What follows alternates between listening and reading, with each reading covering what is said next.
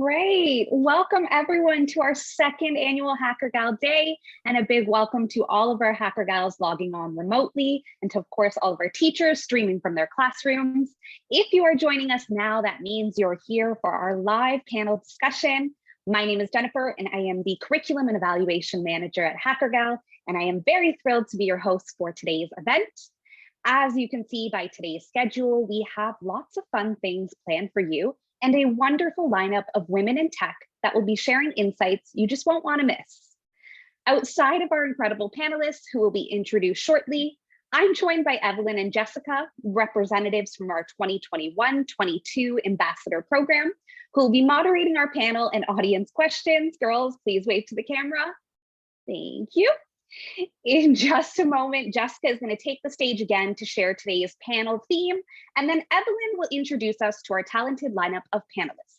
But before we get started, here are a couple of quick reminders. You might have already noticed today's webinar is being recorded. In addition, all attendees are muted and cameras have been turned off for security and safety purposes.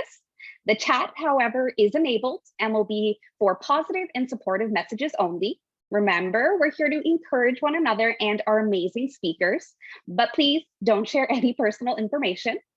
We do encourage you to use the Q&A feature, of course, to submit your own questions for our panelists, and we'll be sure to leave time towards the end of the event for our panelists to respond live. You can also share your favorite moments from Hackergal Day by following @the_Hackergals on social media, or by using the hashtag #I'mAHackergal. And of course, we want to say a big thank you to our sponsors, CIBC, CSE, Shaw, Google, Sago Mini, GM, and IntelliWare for making this event possible and supporting our mission. Please welcome Jessica back to our virtual stage to introduce today's panel theme. All right, so today's panel theme is all about community. When we talk about community, we're talking about a true feeling of belonging. Being a part of a community makes us all feel like we're part of something greater than ourselves. It gives us opportunities to connect with people, to reach for our goals, and to make us feel safe and secure. Today, we'll learn more about the power of community from our Women in Tech speakers. So I'll pass the mic over to Evelyn, and I'll be in a chat moderating your questions. I'll pop back on after the panel to share everyone's questions. Have fun. Allow me to introduce our panel speakers. As I read your bios one by one, I invite you to turn on your camera and wave hello. First to our stage is Danelle LePage from Shaw. Danelle is a business leader with over 15 years of experience in the energy sector and 5 years in telecommunications.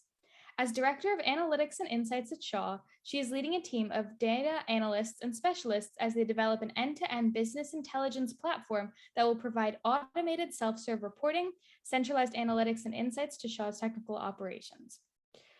Originally from a small French-Canadian town in Northern Ontario, Danelle currently calls Calgary home and is a graduate of engineering mathematics with a master's in business administration. Please give a warm welcome to Danelle. Next up, I'd like to introduce Nicola Yap from Google. Nicola is a technical writer with over 20 years of experience in tech. As a technical writer for Google, she writes documentation to help developers succeed with Google Cloud products, contributes to document accessibility efforts, and leads Google onboarding education for newly hired writers.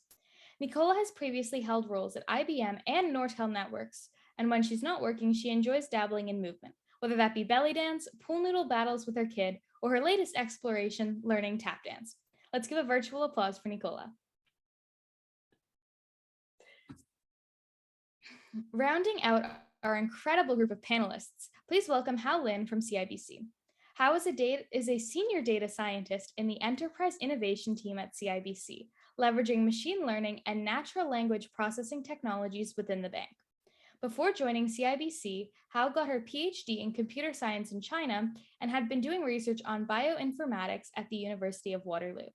Hao is passionate about resolving challenges which are rooted in real problems and finding solutions that add values to others and to society.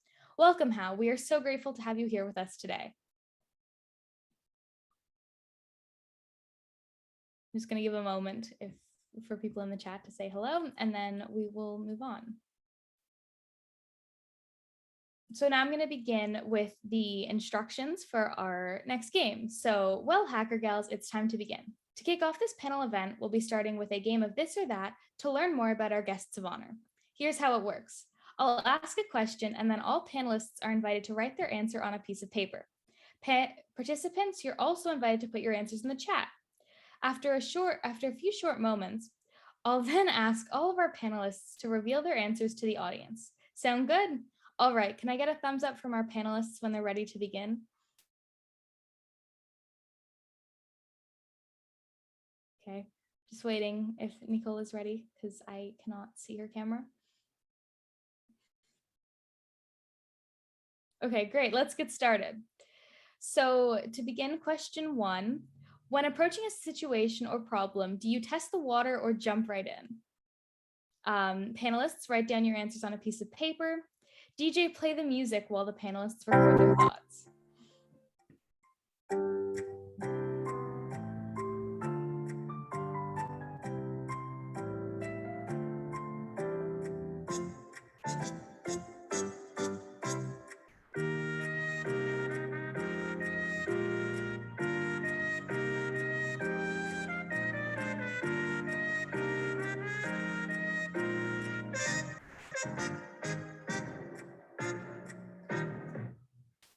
Panelists, are you ready to share your answers? So you want to hold them up to the camera then, so we can all see? Test the water, jump right in. Ooh, the virtual background is making the paper, it's invisible.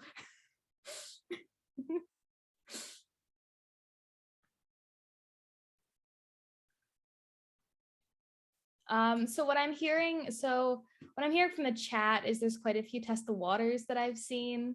And I've also seen mixed responses in our panelists. But I do definitely see jumping right in also in the chat. So we've got quite a bit of both here. Shall we move on to question 2? Or Nicole, do you need a second? Because I know that you're, okay, great. So if you could only have one device for the rest of your life, would it be Windows or Mac?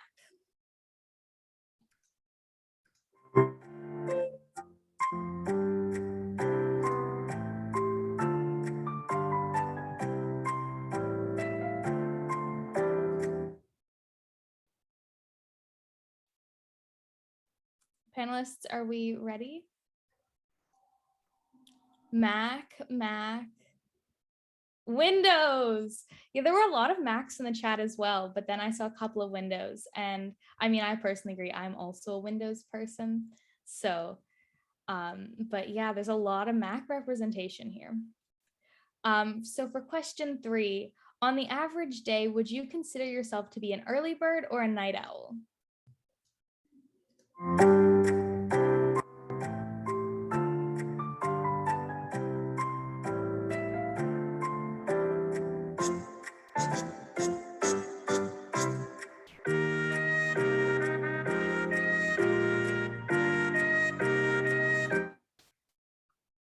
Panelists, are we ready? Night owl, early bird. There were, it's the same sort of thing. There were a lot of early birds in the chat to begin with, and then a couple of night owls got in there, and we've got Hao representing the night owls on the panel. And so we've got, once again, we're getting both. So the next question, coming up to our 4th question, which do you prefer for storing your data, a USB drive or cloud storage?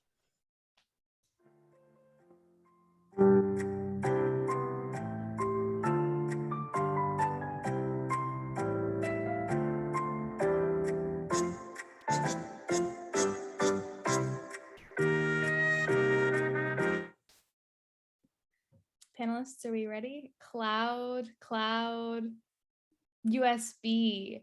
This one, once again, we're quite mixed. I didn't really see an early winner in the chat. And I feel like it's just about convenience and maybe just more of like an age thing with what we're used to, because yeah, it's very mixed for this one. And then the final question in this segment, now that we've all had experience with both, would you prefer to always work remote or to work in the office?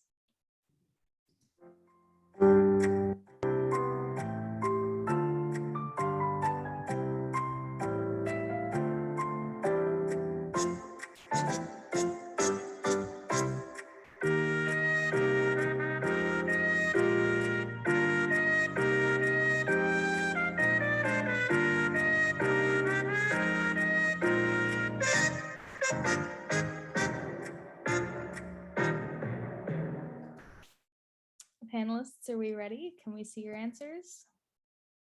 Remote or hybrid, working in the office, hybrid. Yeah, there's a lot of answers for hybrid on this one, which I guess that's sort of finding the middle ground because they both have their pros and cons. So that makes sense to me that we would lean towards hybrid.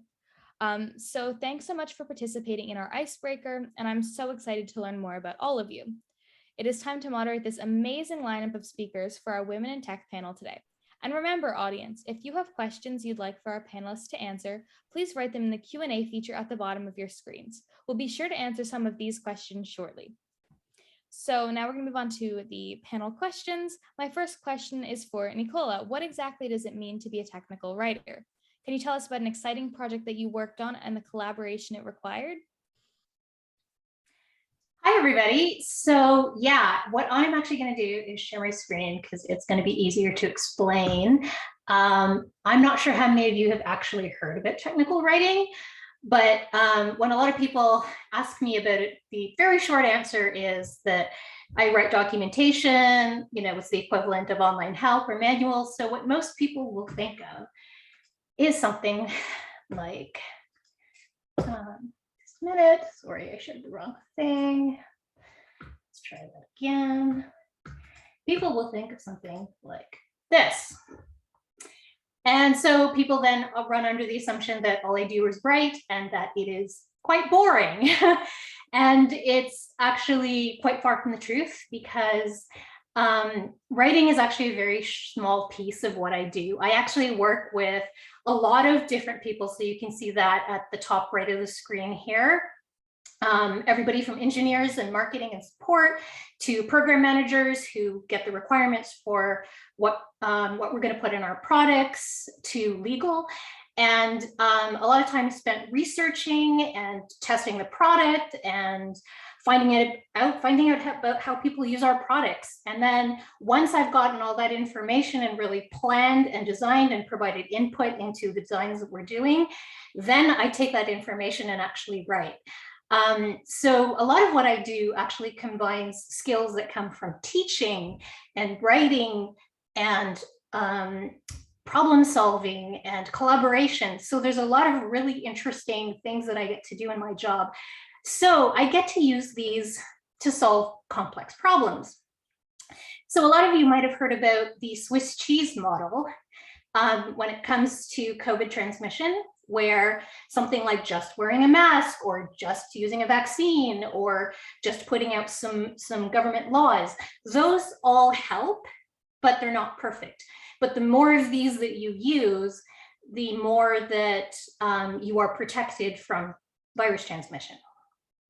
So similarly, in software, when you use something like Facebook or YouTube or some other product, it's not just something that Facebook makes or that Google makes.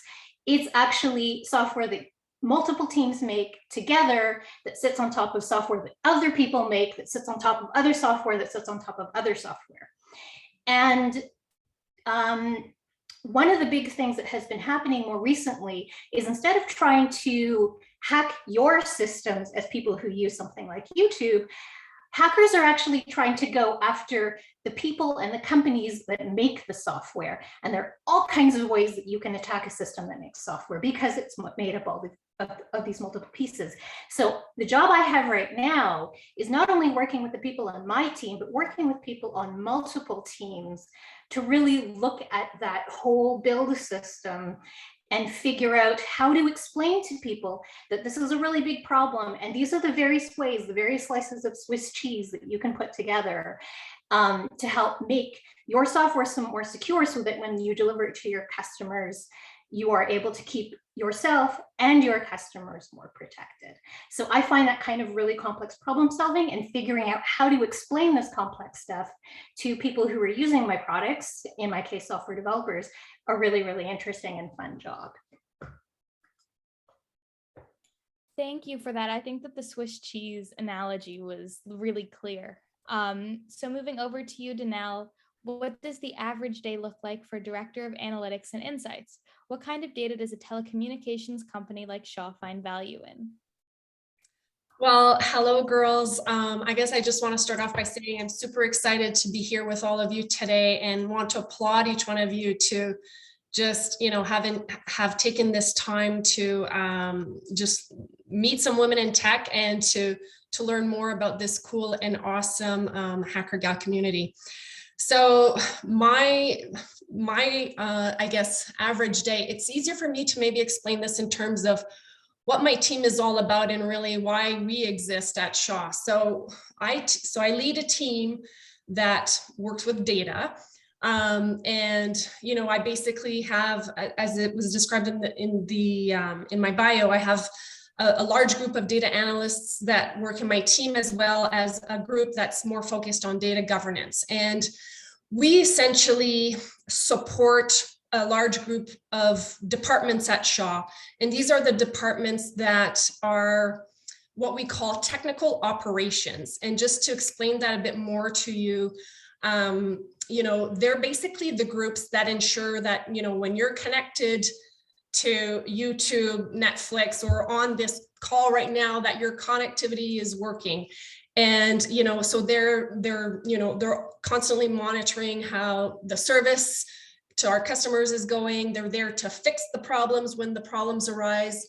And, they're there to take your calls if you're calling us because of a technical issue. So it's all these technical things. So my team supports these teams in ensuring that, number one, they have the information they need to do their job. They know if they're doing their jobs well, if their teams are performing well. They, have the information they need to answer questions that come up and that require data. And so my team really, has to figure out, the best data, what data we have to answer some of those questions. So we source the data, we clean the data, we organize it, and then we use tools to analyze it and visualize it. So we build dashboards, cool dashboards, dynamic dashboards that our users can interact with very, efficiently, and it's all self-serve and automated. So because of the type of teams we support, the data we're interested in is very focused on the customer experience, because we want to make sure our customers, in the end, these teams are wanting to make sure our customers are having a great experience.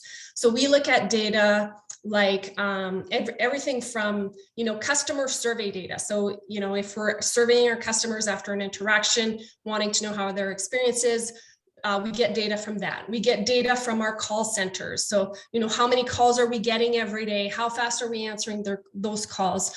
What are the calls about? What's the issue? Did the customer have to call back? Did we have to send a technician to the home? How did we fix the issue? We also get information about, if technicians do go into the homes, what happens when that does occur. We also look at, different data from the network. So we look at, our modems offline. We have insight into also like the Wi-Fi quality inside our customer homes. So we have a lot of data points that we use to help our teams, answer their questions and basically do their job well. And really my role in that is really to ensure that, I'm setting the direction for my team, making sure they know exactly, what to focus on. There's so many things we could be looking at, but we have limited resources. So we need to prioritize and figure out the best way to do things. So that's pretty much my role, is giving them all that direction. Wow, that sounds like a lot of things to keep track of. And now, Hao, as a senior data scientist, what do you think makes a good data scientist? What do you admire most about the data science community? Yeah. Hi, girls. Nice to be here. Yeah, so I'm a data scientist in the bank. So normally what we did is we are using the data within the bank, try to get this business insight, or build machine learning model to do predictions, or automate some tedious process within the bank, so that we can drive more business value. So this is what we do. So I think the most important thing for data scientists is we should have the curiosity and the desire to use data to review insight or solve real a problem. So in this way, we can look into our banks to see, okay, whether this line of business, maybe they need some help, or we can leverage the data to help them, right? And the second one, for sure, we need to have like strong technical skills, like about computer science, about coding skills, and also statistics. These techniques will equip us to write good code, build good models, robust models, right? And the third one is we need to have deep understanding of the business logic, because to solve the real problem, we need to dive into the problem to understand really the pain point, right? So that we can help. Yeah, and this the fourth one, but not it's also very important, is the communication skills, because we need to communicate with different stakeholders to understand their requirement, and also during the whole process we communicate with them, and after delivery we should explain the model to the non-technical people, right, for them to understand what the model is useful and how it can benefit. Yeah, so for the data science community, in fact, we have a very big one called Hackergal, which is the data science community online one. It have the data scientists and machine learning practitioner all over the world.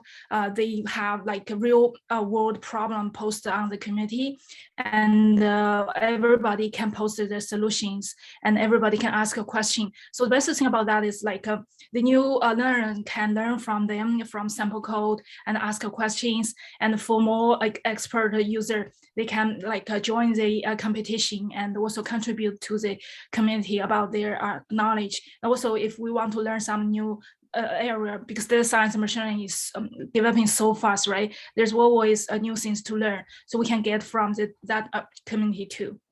Yeah. That's great, and that's actually going to lead us into our next question, which is that. Which, give me 1 second first. So now I will open up the floor. Please raise your hand or go off of mute if you'd like to answer each question, because now the questions are to all three of you. So I'd love to know, what does community mean to you, and what are the characteristics of your ideal community?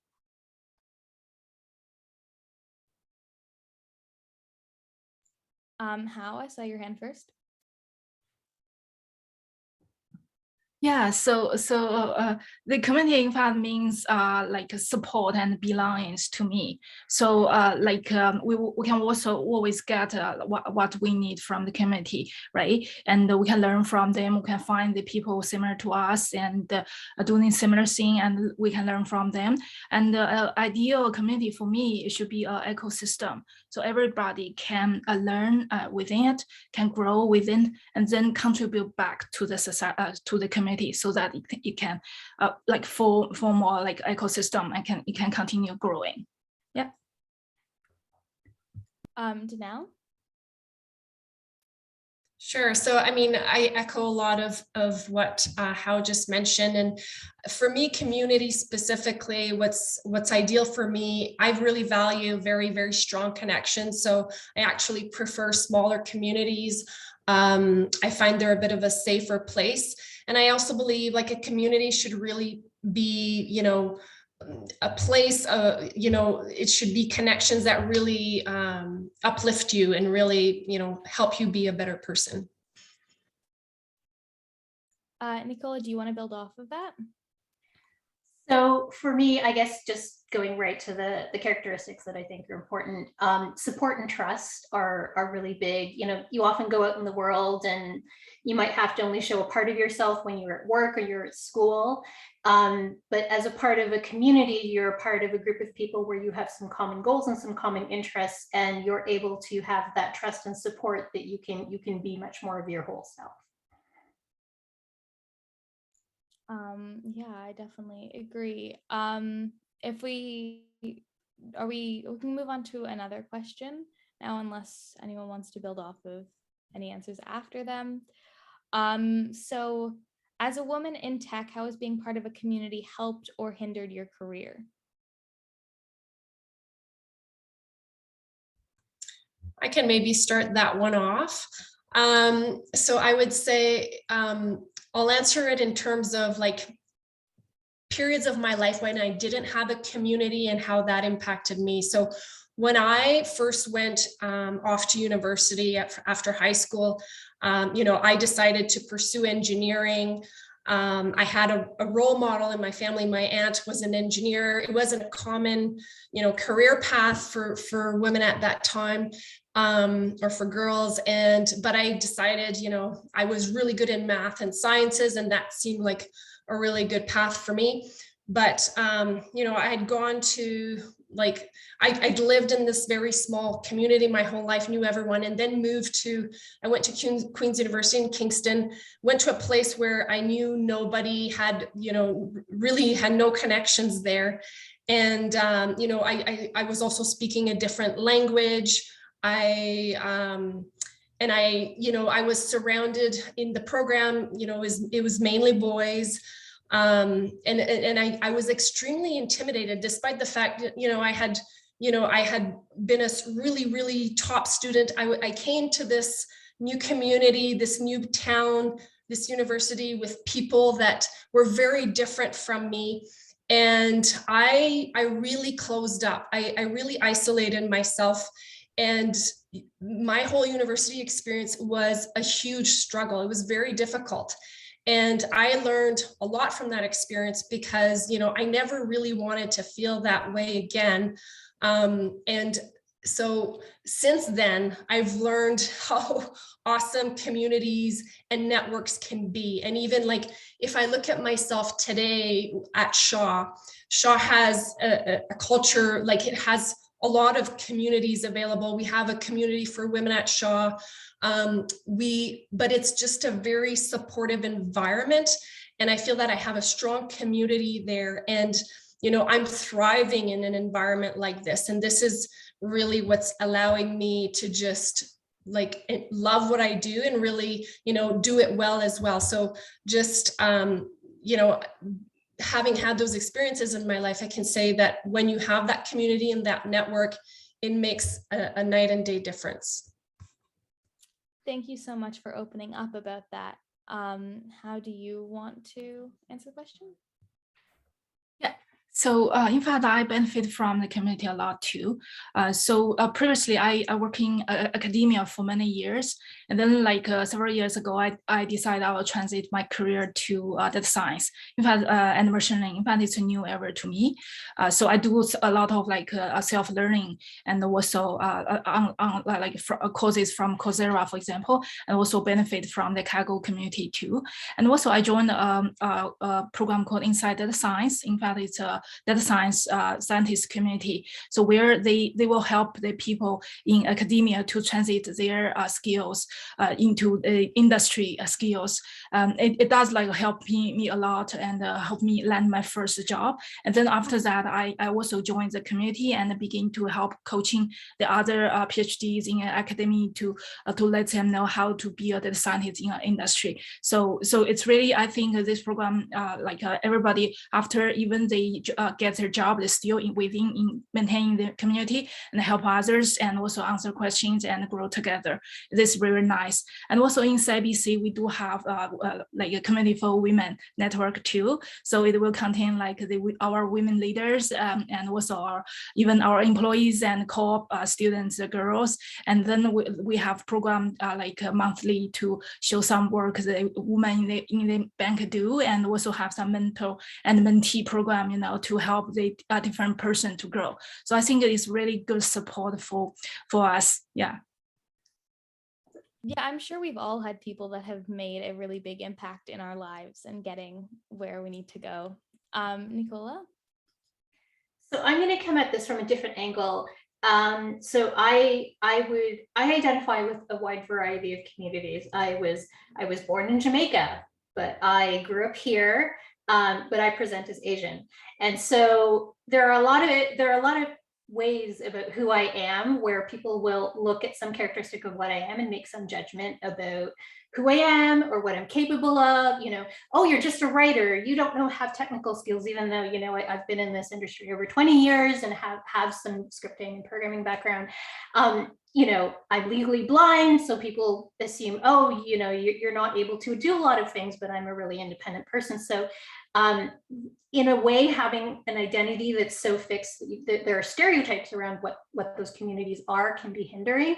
At the same time, I have definitely benefited from a variety of communities. I remember when I helped out to found Python Canada here in Toronto.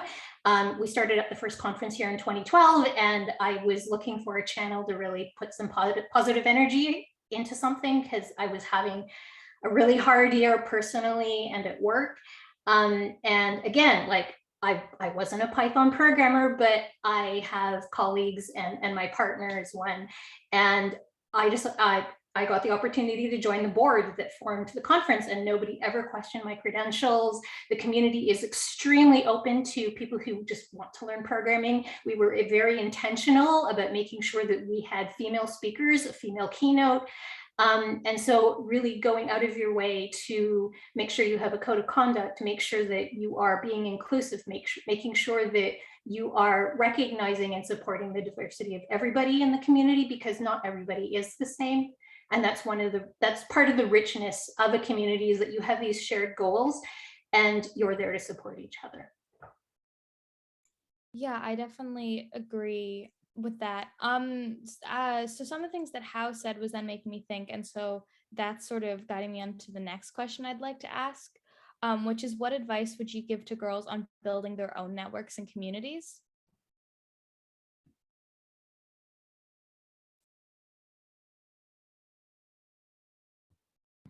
I can kick that one off too. I probably have a few different suggestions. So the first thing I would say is, build your network, build a community, like connect yourself now, don't wait. So I think, from the experience I shared before, it's such an important part of your growth, your journey as a person. So yeah, connect yourself as soon as you can.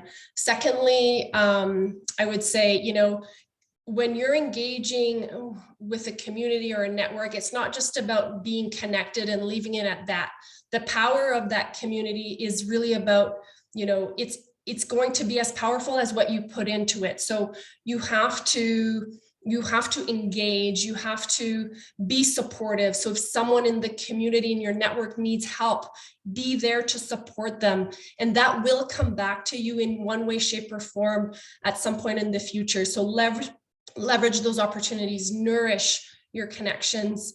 The third thing, and probably the last thing I would say is, when you do enter the workforce and if you have a choice to decide which organization you want to work for, evaluate that carefully, look at the communities that exist within that organization and make sure you can see yourself there, that, it'll be a community that will empower you to be really true to who you are. That's great advice. Hao? Yeah, I totally agree with Daniela, like start from now, right? So you can start like find bodies around you, like your classmates, your friends, maybe the children of your parents' friends, right? And you can like have those bodies who can do this interesting thing together with you. You can encourage each other, right? And you can support each other along the whole thing that you want to do, right? And also you could find like some model roles during the journey from the community. And if you want to choose some online community, I should say pick those community with good reputation, because you are still young girls, right? So like join it, learn from it, and also contribute back to it. Yeah, and also besides like reaching out and connecting with people, I should say spend time and building your own strengths. Right, so you can start from small things and continuously make yourself better, and one day you will be the model role for the others. Yeah.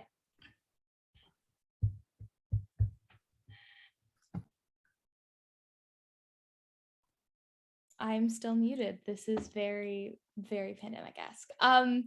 So we're gonna do one last question. And so the question that I am going to go with is, in your opinion, what's the biggest online community making an impact this year and going into 2022?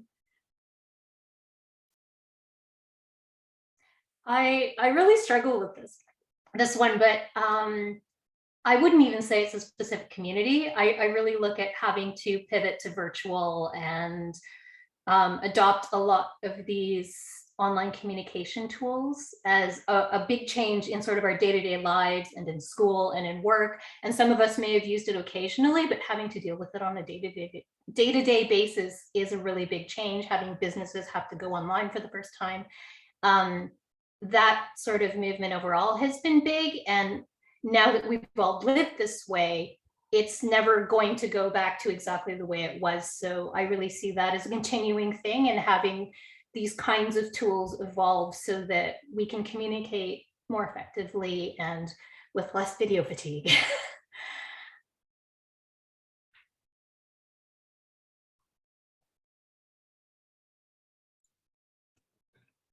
Sorry, I was trying to get off mute there.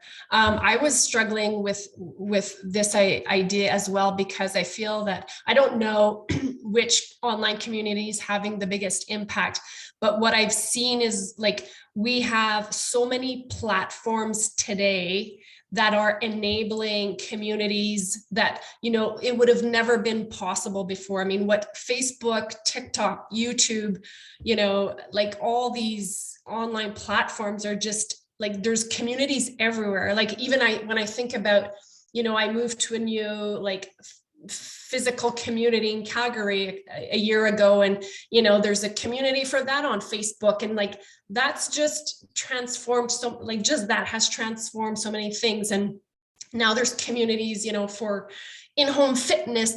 There's you know, kids are you know, joining, you know, communities on YouTube and learning so much. There's just yeah, all these online platforms have just enabled, I feel like are really facilitating the creation of new and very innovative and creative communities. How do you want to go?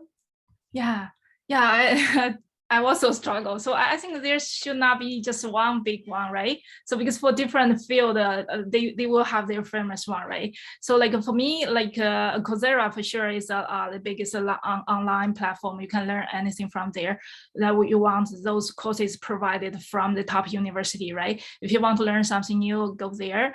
And for data science, for sure, they can go. For computer science guy, maybe they Stack Overflow, they can get answer every day from there. Yeah, so and for women for sure, women in tech, right? So there's no one answer, I should say. Like, yeah, find the one that's suitable for you and to your interest. Yeah. Great. I'm sorry for asking such a difficult question. So now we're going to go on to our audience Q&A. Jessica, welcome back to our virtual stage. Please share the questions with our speakers. All right, so I'm happy to be back to share some questions from our audience members. It looks like we have time for 3 questions. So the first question is, what inspired or motivated you 3 to take up these jobs in technology in comparison to other jobs? And did you always want a career in tech? This is for anyone to answer. Yeah, you can go. So I stumbled into my career by accident. I actually, you know, always loved technology, always loved playing with computers at home. And, you know, the first computer I had, it's so long ago because I'm old, that you had to basically program it to do anything with it. But when I got to high school and then took a programming course, it was really disheartening because code was really hard to debug back then. And I tend to be really bad with typos. So I was really disheartened and didn't think I had a career in STEM. And then I got to university and was studying French and translation and psychology, like all art stuff. And as part of translation, I had to do some technical writing classes, a career I'd never heard of, in order to make myself more marketable, because you generally translate into your first language, and my first language is English. So I took these classes and realized, wait a minute, I get to play with technology. I get to teach people, which I love to do. I get to use my communication skills, which I'm good at. I get to help people, which is a big part of what I love. So I ran into this career by accident and got to use all of these skills together. So I ended up finding it by accident and have been really enjoying it, never looked back. Wow, imagine. That's pretty cool. Does anyone else have anything to share? Oh yeah, go ahead. Yeah, in my case, I mean, I mentioned it a bit before. So when I was in high school, I was a bit, undecided on, what I wanted to pursue as a career. I was thinking maybe more medicine but it became clearer and clearer to me that I was really strong with mathematics and, like more like some of the other sciences, not like biology. And I had my aunt, who was my role model, and because I was undecided, she thought that a career in engineering would just be a great base for me, that I couldn't go wrong. And like from there, I could, eventually take my career really wherever. So I would say, I don't know that I really necessarily was thinking on a career in tech, but, and I spent 15 years working in very different roles in the oil and gas industry before doing what I do today. I think a career in tech these days, for me is a very wise decision. There's so many opportunities, technology is everywhere. So if my career landed here, it wasn't by design, but if I was me 20 years ago, I'd be thinking, oh, a career in tech, it would be very smart. Yeah. Oh yeah, you can go ahead. Yeah, so for me, in fact, my dream job when I'm a child at 5 is to be a doctor, because at 5 I heard a story from radio that an oncologist, a doctor who good at operating the cancer, so he died on the operating table because he's so tired. So I was so moved at that time, so I decided I want to be a doctor.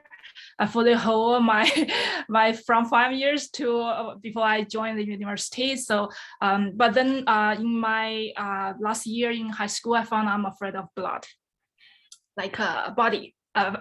So I cannot be there. So I thought, okay, and then I want to do like a biomedical, right? So that I still can contribute to this field. But in China, when we would do the graduate test, but I turns out to be into the computer science. But I never stopped the journey. So when I applied for my graduate study in Chinese Academy of Science, I got the computational biology. So using the computer science design algorithm to analyze the biological data and large scale one.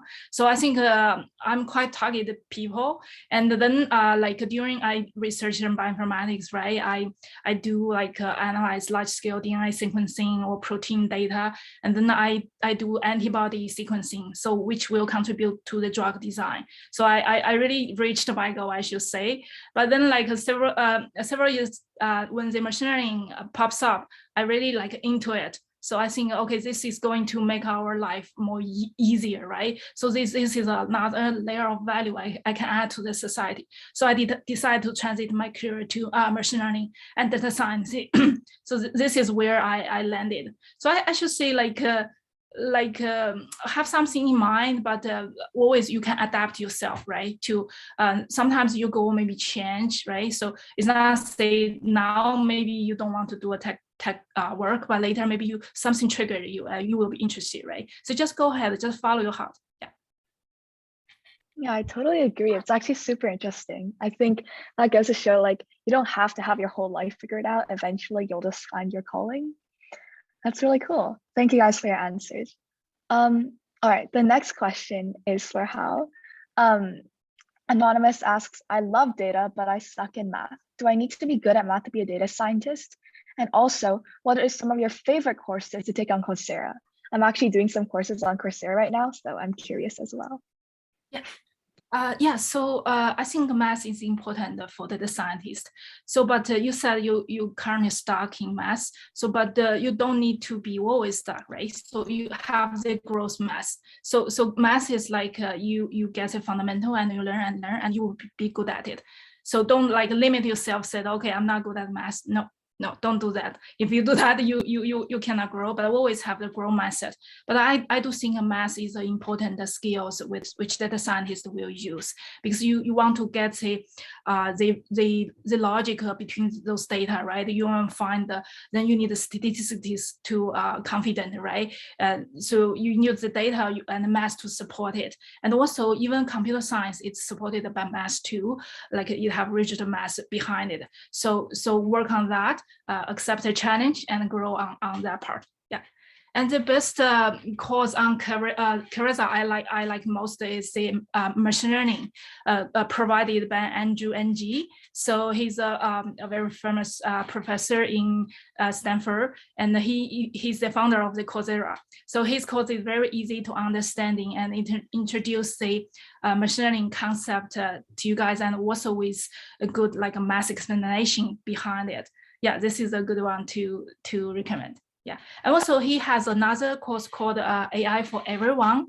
So it's not so mathematical, but it do introduce the latest machine learning or deep learning AI to the like normal audience, maybe not so technical, but it's a good understanding how what real the machine learning can do and cannot do.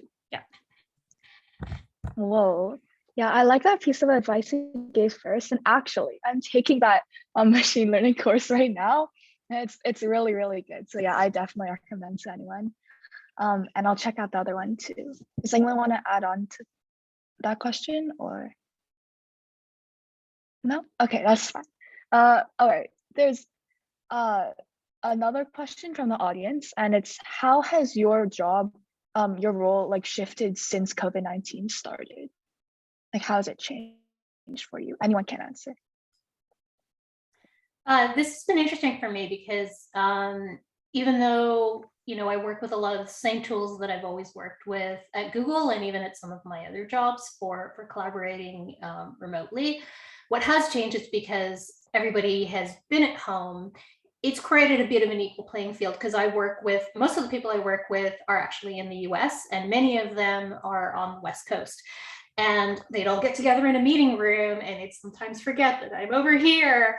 And now that everybody's had that experience, there's a little more understanding and awareness that we need to really think about everybody who's in the room, whether in person or virtual.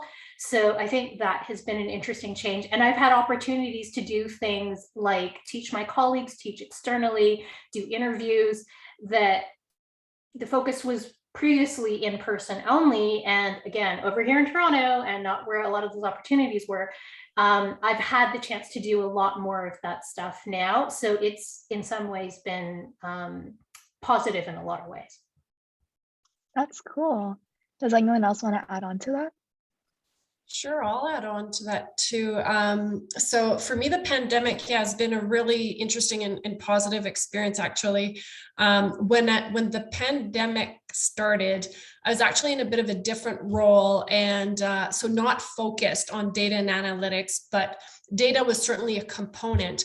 And at that moment, when the organization obviously had to make a lot of changes very quickly, and there was a need for like data in operations, let's say. And I ended up, you know, finding, like, I guess, showcasing in some ways the power that data could have. And through that, like, Shaw went through a bit of a reorg, you know, at a few months after the pandemic started, and they decided to actually build a department around me with like a centralized analytics, because they saw how important that was going to be going forward. So it was, for me, that was really exciting, having a bit of that career shift. And then just like the remote working, in some ways I found to be like really interesting. And I feel like the collaboration has actually elevated to a new level in some ways. I mean, my team, you know, we're, regardless of the pandemic or not, we're actually all in different locations. So very few of us are in the same city and office. So we have to work remotely. And I just feel that this has been great, because now everyone's like kind of at the same, like having to interact in the same way. So, because in the past, some of us were in the office, some of us were remote. It felt very like unequal in some ways, right? And so I've really enjoyed it from that perspective, that we're all interacting in the same way. And I find it's very easy to connect with people this way. I mean, I miss the in-person, absolutely, but in some ways I find that this has really, I think, elevated our productivity. Yeah, it sounds like the pandemic has really positively impacted like all of your guys' job experiences. I think it's also really helpful for everyone to hear, since it doesn't look like the pandemic's gonna end fully anytime soon, unfortunately. All right, and the other question, Anonymous asks, Danelle, what would you say to young francophone girls trying to make their way into an English predominant world in a tech industry? So I would say, you know, first of all, be easy on yourself. So, you know, like if your English isn't perfect, but you like don't aim for perfection right away. So first of all, be easy on yourself. If you have a chance to, you know, expose yourself to an English setting, especially if you are interested in tech. So like, for example, a community like Hackergal, where you can practice things in a very safe way in English, you know, I encourage you to do stuff like that before you're maybe like in an academic or even in a working environment. It'll just be easier for you to make that transition if you can start, you know, with small, easy steps. And start slowly, and just, don't be too hard on yourself. Yeah, do you want to add on to that? Yeah, so I agree. So, and also like give it a try, right? So although it's English, yes, it's English. We should admit the situation, right? We should accept it. And then we just build our experience based on that. And also you can make changes based on that. Because I know a lot of our Chinese students, they translate the English video or tutorial with those Chinese caption, and putting into the for the other Chinese student to learn from it. You can also do this, right? You can contribute to the later people, you grow it, and also maybe help the others. That's very well said. Thanks for the advice, guys. And our last question is from Miss Ernest. She asked all of our panelists, why is the tech industry currently so male dominated, and where's the other representation? Yeah, so I started answering this in the chat. There are a lot of factors.